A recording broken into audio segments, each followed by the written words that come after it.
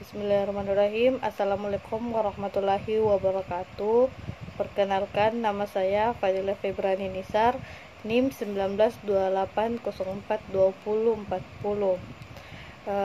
Pertama-tama saya mengucapkan terima kasih kepada Ibu Dr. Haja Samsida MPD selaku mata kuliah profesi keguruan. Adapun materi yang saya angkat pada kesempatan kali ini adalah yaitu kurangnya kompetensi guru di Indonesia. Baiklah, langsung saja kita masuk ke rumusan masalah. Adapun masalah-masalah yang saya angkat, yang pertama yaitu apa yang dimaksud dengan kompetensi guru. Yang kedua, apa saja prinsip-prinsip kompetensi guru. Yang ketiga, apa saja masalah yang timbul akibat kurangnya kompetensi guru. Yang keempat, bagaimana cara upaya peningkatan kompetensi guru. Baik, langsung saja saya menjelaskan yaitu kompetensi guru.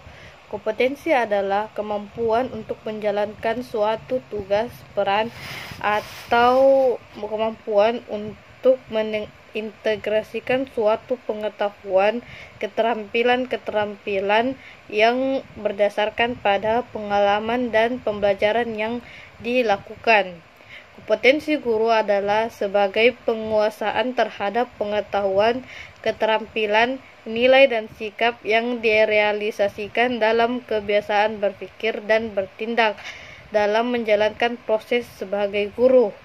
Dari beberapa pendapat ahli dapat mengungkapkan bahwa kompetensi guru merupakan kemampuan guru untuk mentransfer pengetahuan dan keterampilan dalam melaksanakan kewajiban pembelajaran secara profesional dan bertanggung jawab. Selanjutnya yaitu prinsip-prinsip kompetensi guru. Dalam dunia pendidikan, terdapat prinsip-prinsip yang mendasari untuk berpikir, bertindak dalam pendidikan itu sendiri. Dalam pendidikan ada beberapa prinsip dasar yang dibagi menjadi prinsip umum dan prinsip khusus. Secara umum, program peningkatan kompetensi guru diselenggarakan dengan menggunakan prinsip-prinsip berikut. Yang pertama, demokrasi dan berkeadilan serta tidak diskriminatif dengan menjunjung tinggi hak asasi manusia, nilai keagamaan, nilai kultural, dan menjemukkan bangsa. Yang kedua, satu kesatuan yang sistematik dengan sistem terbuka dan multimakna. Yang ketiga, suatu proses pembudayaan dan pemberdayaan guru yang berlangsung sepanjang hayat. Yang keempat yaitu memberi keteladanan, membangun kemauan dan mengembangkan kreativitas guru dalam proses pembelajaran. Dan yang terakhir yaitu anggotadayakan semua komponen masyarakat dan peran serta dalam penyelenggaraan dan kualitas pendidikan. Baik, sedangkan prinsip khusus peningkatan kompetensi guru diselenggarakan dengan menggunakan yang pertama, ilmiah. Materi keseluruhan dari kegiatan yang menjadi muatan dalam kompetensi dan indikator harus benar dan dapat dipertanggungjawabkan secara keilmuan. Yang kedua, relevan. Rumusannya yang berorientasi pada tugas dan fungsi guru sebagai tenaga pendidik profesional, yakni memiliki kompetensi pedagogik, kepribadian, dan profesional. Yang ketiga, sistematis. Setiap komponen dalam kompetisi jabatan guru berhubungan secara fungsional dalam mencapai kompetensi. Yang keempat yaitu konsisten, yaitu adanya hubungan yang taat atas antara kompetensi dan indikator. Yang kelima, aktual dan kontekstual, yakni rumusan kompetensi dan indikator dapat mengikuti perkembangan teks. Yang keenam, fleksibel. Rumusan kompetensi dan indikator dapat berubah. Yang ketujuh, demokrasi, yaitu setiap guru memiliki hak dan peluang yang sama untuk diberdayakan melalui proses pembinaan dan pengembangan profesionalitasnya, baik secara individu maupun institusional. Yang kedelapan yaitu objektif, yaitu setiap guru dibina dan dikembangkan profesi dan karirnya dengan mengacu pada hasil yang dilakukan berdasarkan indikator-indikator terukur dari kompetensi profesinya.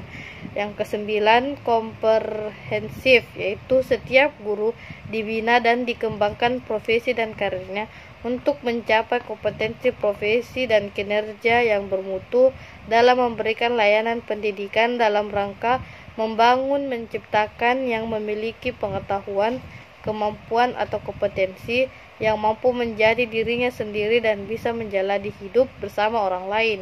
Yang 10 yaitu memandirikan setiap guru secara terus-menerus diberdayakan untuk mampu meningkatkan kompetensi guru secara berkesinambungan sehingga memiliki kemandirian profesional dalam melaksanakan tugas dan fungsi profesinya.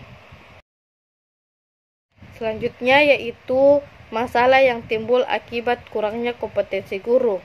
Yang pertama, ketidaksesuaian disiplin ilmu dalam bidang ajar. Ketidaksesuaian disiplin ilmu dengan bidang ajar. Masih banyak guru di sekolah yang mengajar mata pelajaran yang bukan bidang studi yang dipelajarinya. Hal ini terjadi karena persoalan kurangnya guru pada bidang studi tertentu.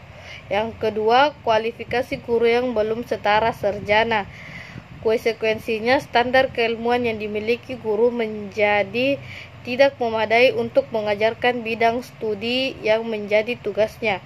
Bahkan tidak sedikit guru yang sarjana namun tidak berlatar belakang sarjana pendidikan, sehingga bermasalah dalam aspek pedagogik. Yang ketiga yaitu program peningkatan keprofesian berkelanjutan atau PKB guru yang rendah. Masih banyak guru yang tidak tahu mengembangkan diri untuk menambah pengetahuan dan kompetensinya dalam mengajar. Guru tidak mau menulis, membuat publikasi ilmiah atau tidak inovasi dalam kegiatan belajar. Guru merasa hanya cukup mengajar. Yang ketiga, rekrutmen guru yang tidak efektif karena masih banyak calon guru yang direkrut tidak melalui mekanisme yang profesional, tidak mengikuti sistem rekrutmen yang dipersyaratkan. Kondisi ini makin menjadi kompetensi guru semakin rendah. Selanjutnya yaitu adapun upaya peningkatan kompetensi guru. Pelayanan strategis pengembangan guru dalam upaya peningkatan mutu, relevansi dan pendidikan, maka peningkatan dan pengembangan aspek kompetensi guru merupakan kebutuhan. Adapun beberapa upaya meningkatkan kompetensi guru profesional. Yang pertama yaitu dalam pembinaan guru profesional. Upaya ini dapat dilakukan oleh kepala sekolah dengan cara menyusun program penyetaraan bagi guru-guru yang memiliki kualifikasi D3 agar mengikuti penyetaraan S1 atau akta 4 sehingga mereka dapat menambah wawasan keilmuan dan pengetahuan yang menunjang tugasnya. Yang kedua yaitu meningkatkan profesional guru yang sifatnya khusus. Dapat dilakukan kepala sekolah dengan mengikutsertakan guru melalui seminar dan pelatihan yang diadakan Diknas maupun di luar Diknas. Hal tersebut dilakukan untuk meningkatkan kinerja guru dalam membenahi dan metodologi pembelajaran. Yang ketiga, peningkatan profesionalisme guru melalui PKG atau pemantapan kinerja guru. Melalui wadah inilah para guru diarahkan untuk mencari berbagai pengalaman mengenai metodologi pembelajaran dan bahan ajar yang dapat diterapkan di dalam kelas. Yang keempat, meningkatkan kesejahteraan guru. Kesejahteraan guru tidak dapat diabaikan karena merupakan salah satu faktor penentu dalam peningkatan kinerja yang langsung berhadap mutu pendidikan. Apabila kesejahteraan guru terjamin, maka secara otomatis para guru akan senang hati melakukan proses belajar mengajar sehingga dapat memberikan rasa nyaman pada peserta didik dalam menjalani pembelajaran di sekolah.